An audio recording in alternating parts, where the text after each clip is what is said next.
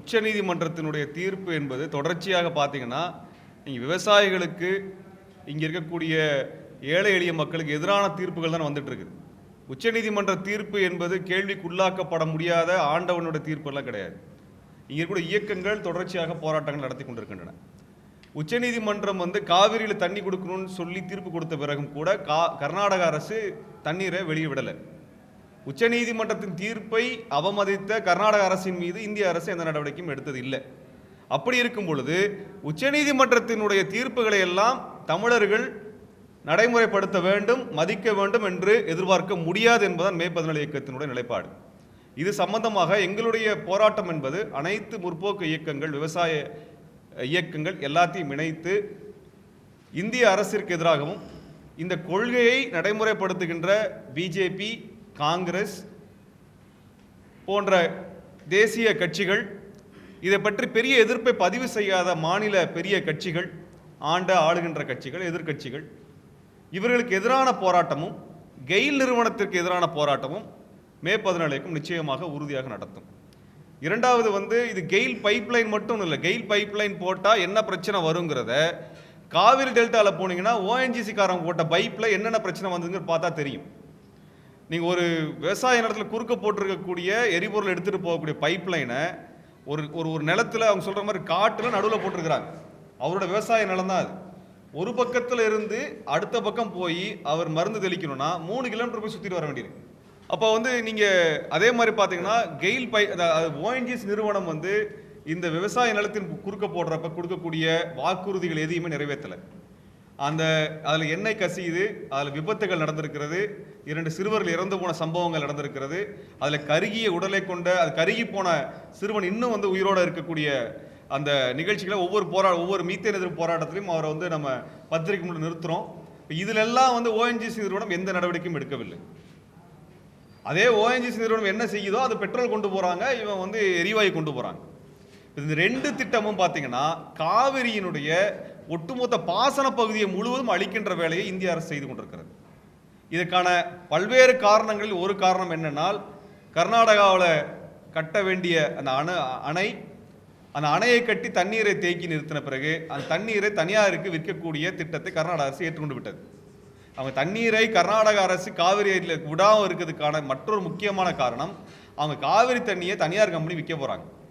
அப்போ தண்ணி வேணும்னு சொல்லி நம்ம போராட்டம் நடத்துறது விவசாயிகள் தான் நடத்துகிறாங்க. இங்கே காவிரி டெல்டாவில் இருக்கக்கூடிய, தஞ்சை டெல்டாவில் இருக்கக்கூடிய விவசாயிகள், அதே போல் ஈரோடு போன்ற மேற்கு பகுதியில் இருக்கக்கூடிய விவசாயிகள், இந்த 2 விவசாயிகளையும் பாதிக்கக்கூடிய 2 திட்டங்கள், ஒன்று மீத்தேன் ஓஎன்ஜிசி நிறுவனத்தில் வரக்கூடிய திட்டம், இன்னொன்று கெயிலில் வரக்கூடிய திட்டம். இந்த 2 திட்டங்களையும் அவர்கள் திட்டமிட்டு இந்திய அரசு நடைமுறைப்படுத்துகிறது. நாங்கள் இந்த திட்டத்தை இங்கே இருக்கக்கூடிய அனைத்து இயக்கங்களோடு சேர்ந்து எதிர்க்கக்கூடிய ஒரு போராட்டங்களை தொடர்ச்சியாக நடத்த இருக்கின்றோம். இதில் தேர்தல் இப்போ பங்கெடுக்கக்கூடிய பெரிய கட்சிகள் இது குறித்து இதுவரை வெளிப்படையாக நிலைப்பாடு எடுக்கவில்லை என்பது கண்டனத்துக்குரியது.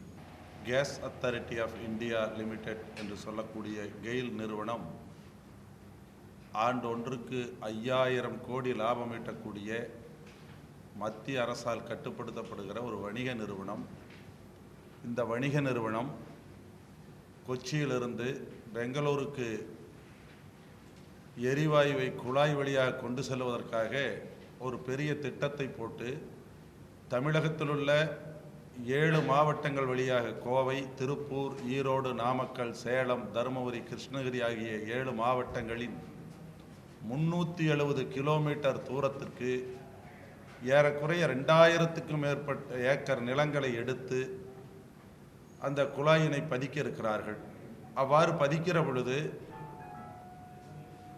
எங்கள் பகுதியில் இருக்கிற 24,000 ஏக்கர் நிலங்களிலே விவசாயம் செய்ய முடியாத ஒரு மிக கொடூரமான சூழ்நிலை உருவாகி இருக்கிறது என்பதனை கடந்த 2013ஆம் ஆண்டு மார்ச் மாதம் சென்னைக்கு அத்தனை விவசாயிகளும் தமிழக அரசினுடைய கருத்து கேட்பு கூட்டத்திலே பதிவு செய்தோம். அதன் அடிப்படையில் தமிழக அரசு விவசாயிகளின் கோரிக்கை ஏற்று தடை செய்தது.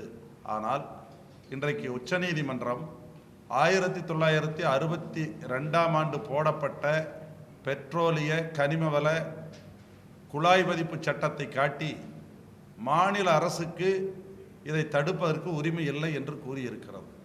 எங்கள் கேள்வி எல்லாம், தமிழக சட்டமன்றத்திலே நிறைவேற்றப்பட்ட தீர்மானத்தை ஒரு வணிக நிறுவனம் இன்றைக்கு முறியடித்திருக்கிறதே, மத்திய அரசு ஏன் உடனடியாக இந்த திட்டத்தை கைவிடக்கூடாது என்பதுதான் நாங்கள் இந்த அரங்கிலே சொல்ல விரும்புவது. மத்திய அரசு தமிழக விவசாயிகளின் நலனை கருத்தில் கொண்டு உடனடியாக வேளாண் விளை நிலங்கள் வழியாக குழாய் பதிக்கிற இந்த திட்டத்தை கைவிட வேண்டும். இல்லை என்று சொன்னால் தமிழகம் முழுவதும் இருக்கிற விவசாயிகள் ஆதரவோடு தமிழகத்தின் மேற்கு பகுதியாக இருக்கிற கொங்கு மண்டலத்தில் ஒரு அடி நிலத்திலே கூட இந்த கெயில் நிறுவனம் குழாய் பதிக்க முடியாது என்கிற நிலை உருவாகும். விவசாயிகளுக்கு எல்லாவற்றையும் கல்வி, மருத்துவம், குடிநீர் உள்ளிட்ட அனைத்தையும் பணத்திற்கு விற்பனை செய்கிற முதலாளிகளுக்கு எங்கள் நிலத்தை இழந்து நாங்கள் எதற்காக இந்த திட்டத்தை நிறைவேற்ற உதவி செய்ய வேண்டும் என்று கேட்கிறோம். எனவே மத்திய அரசுக்கு நாங்கள் வைக்கிற ஒரே வேண்டுகோள், உடனடியாக விவசாயிகளின் வாழ்வாதாரத்தை பாதிக்கிற விளைநிலங்கள் வழியாக குழாய் பதிக்கும் இந்த திட்டத்தை கெயில் நிறுவனம் கைவிட ஆணையிட வேண்டும் என்று கேட்டுக்கொள்கிறோம்.